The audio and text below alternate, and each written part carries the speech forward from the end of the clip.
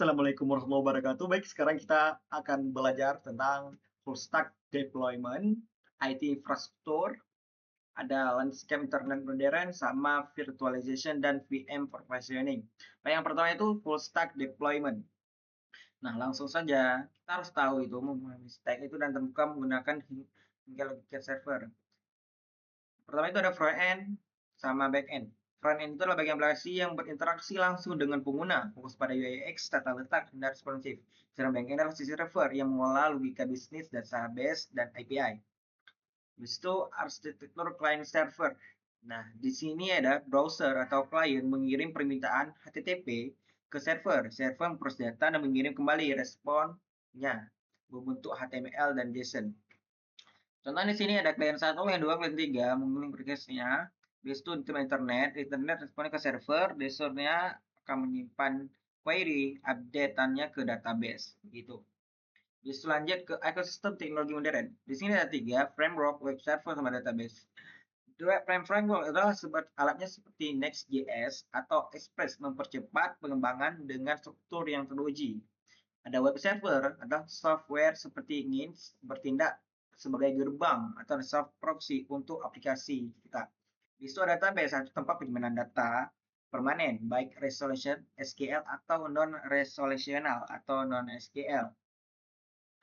Di situ ada proses deployment, itu pertama boil, atau mengkompresi kode, mengoptimasi, habis itu push, kita mengunggah kode tersebut, deploy, kita menjalankan kodenya, habis itu monitor, memastikan aplikasi berjalan tanpa error.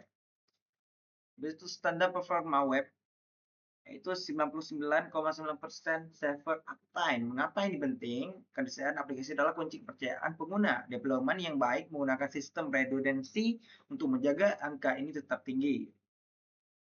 Konferensi server itu menyiapkan virtual private server atau VPS, melibatkan pengaturan sistem versi Linux, firewall, dan runtime seperti Node.js dan Python. Layanan cloud seperti AWS, Digital Skin, atau Google Cloud memberikan aplikasi dapat berkembang sesuai kebutuhan fisik. Ini perbandingan metode deploy, metode kecepatan penggunaan kontrol. Git sedang, menengah, penuh, Docker, kontainer itu cepat, menengah, aplikasi penuh. Besok strateginya itu ada zero downtime, memastikan pengguna tidak merasa gangguan. Itu variable variable, memastikan kunci API rahasia database aman, sending environment, tes aplikasi di server replika sebelum merilis. Itu rollback plan itu memiliki kemampuan untuk kembali ke server sebelumnya. Itu research. Ini saja. Lanjut kita ke IT infrastruktur. Nah, di IT infrastruktur kita akan mengenal DNS dan HTTP. DNS ini adalah buku telepon internet yang menerjemah data domain menjadi API, sedangkan HTTP adalah versi aman HTTP menggunakan enkripsi TLS untuk privasi. Habis itu kita akan memberi jaringan troubleshooting network port. Seperti layanan melalui port standar HTTP 80, HTTPS 443, SSH22, RDP 3389. Habis itu diagnostik, alat krusial seperti ping, tracker, dan next untuk melacak kegagalan. Ada OC model, yaitu memahami lapisan fisik hingga aplikasi untuk isolasi masalah secara sistematis. Data center fisik infrastruktur fisik yang mendukung cloud global. Fasilitas ini dirancang dengan standar keamanan tinggi dan redundansi sistem pendingin. Ada 3 komponennya, yaitu server rack, blade server, uninterrupted power supply atau PS, dan presence air conditioning atau CRAC. Besok kita masuk ke virtualizing hypervisor. Di sini ada 2, tipe 1 tipe 1 hypervisor menjalan langsung di hardware bell metal. Ini tipe 1. Besok ada type 2, hypervisor itu berjalan di atas sistem operasi induk. Ini berdua, host di atas server induk. Kita lanjut ke VM provisioning workflow. Tahapan konfigurasi itu aktivitas pertama menentukan CPU, RAM, dan storage. Outputnya resource page selection, ini memilih OS image, Ubuntu atau Windows atau lain-lain. Dia outputnya base environment. Sedangkan networking itu alokasi API dan firewall rules. Outputnya connectivity. Sedangkan finalization adalah user as up dan post deploy script. Dengan outputnya itu live VM instance. So, kita akan metode administrative server. Itu ada dua, SSH dan RDP. SSH itu Resource Shell, itu standar untuk sistem berbasis Linux CLI. Ada RDP, Remote Desktop, itu antar muka grafis QI untuk sistem Windows. Itu lanjut ke pengembangan web end-to-end. Front end itu HTML, CSS, Rich View. Sedangkan back end itu ada Node.js, Python, Go. Sedangkan database ada PostgreSQL dan MongoDB. Lanjut kita ke web development server. Itu ada CI dan CD pipelines. Itu otomatisasi pengujian dan penyebaran kode ke server produksi secara cepat. Web servers, software seperti Nginx dan APC menangani permintaan HTTP secara efisien. Habis itu ada ya container, Docker memungkinkan portability aplikasi antara lingkungan tanpa konflik dependensi. Kita lanjut ke cost metric. Nah, cost metric di sini ada compute pricing dan storage metric. Compute pricing umumnya ditagih per detik jam berdasarkan jumlah vCPU dan besaran RAM yang dialokasikan. Sedangkan storage metric biaya berdasarkan kapasitas per GB bulannya dan performa akses IOPS dan throughput. Itu memang biaya tersembunyi. Ada dua, itu on demand, yaitu bayar sesuai penggunaan, sedangkan reserve ada komitmen 1 sampai 3 tahun. Dia ada diskon besar.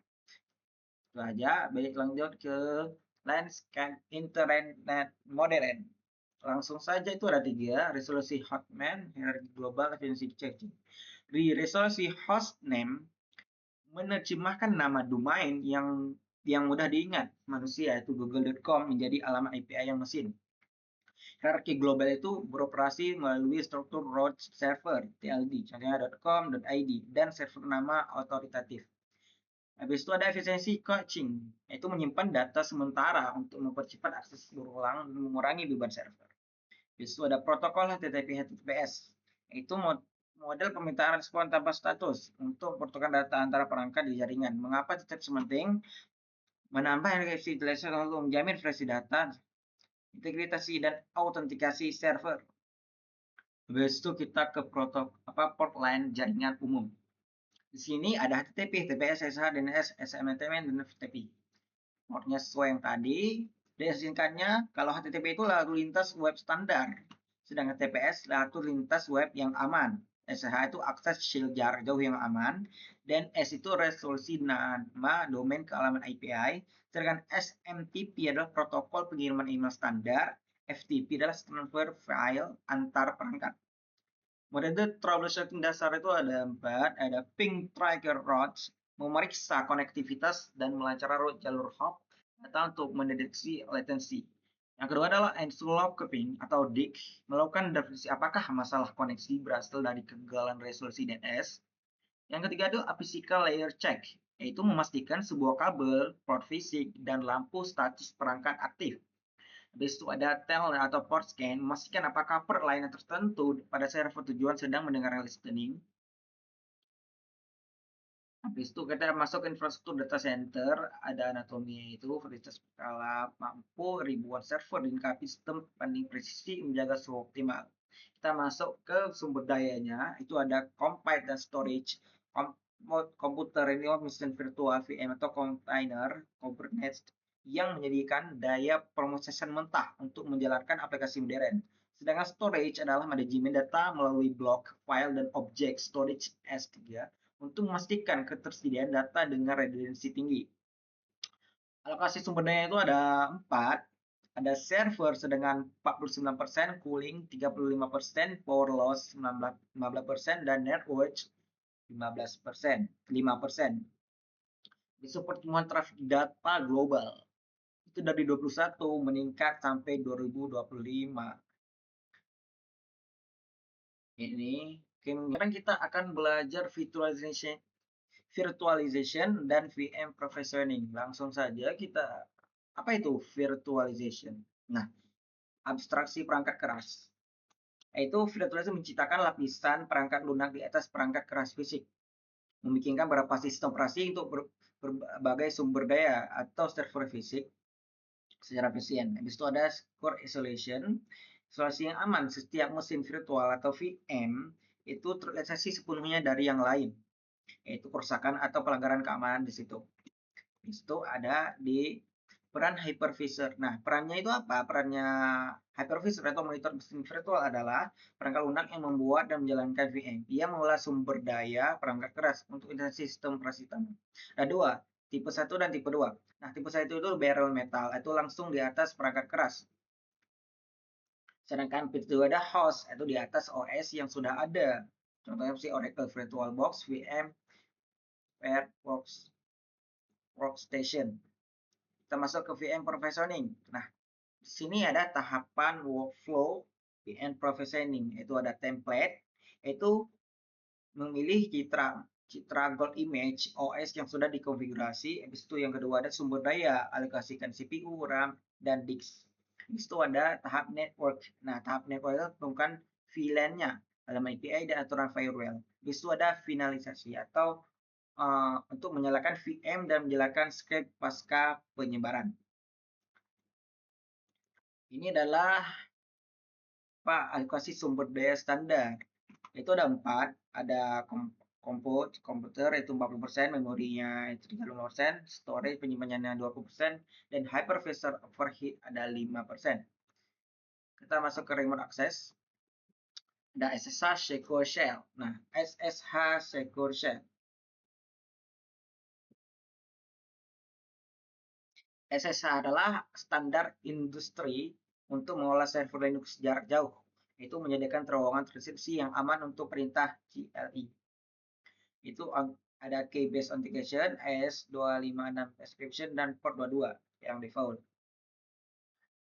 Besok kita masuk ke RDP dari remote desktop. Nah, di sini praktik terbaik untuk keamanan, yaitu menyediakan pengalaman antarmuka pengguna grafis GUI penuh, terutama untuk lingkungan Windows. Di sini ada 3 fitur utamanya, itu ada full multimedia dan private penuh. Habis itu ada berbagi clipboard antara host dan remote, dan distandarisasi pada port TCP UDP port 3389. Habis itu ada security best practice. Nah, ada 4 praktek terbaik untuk keamanan, yaitu multi-factor authentication atau MFA, yaitu memastikan semua login jarak jauh memerlukan token kedua selain kata sandi. Besok ada gateway VPN. Nah, gateway VPN adalah jangan pernah mengekspos itu SSH atau RDP langsung ke internet publik. Gunakan terowongan seperti VPN yang aman. Itu ada hak akses minimal. Itu berikan hanya akses spesifik yang diperlukan tugas untuk yang sedang dikerjakan untuk mencegah pergerakan lateral atau lateral movement. Bisa ada regulasi patching, yaitu patching teratur, itu memperbarui supervisor dan template OS tamu secara teratur untuk mengurangi kerentanan terhadap CPU terbaru, CVE terbaru. Itu saja dari saya. Terima kasih. Assalamualaikum warahmatullahi wabarakatuh.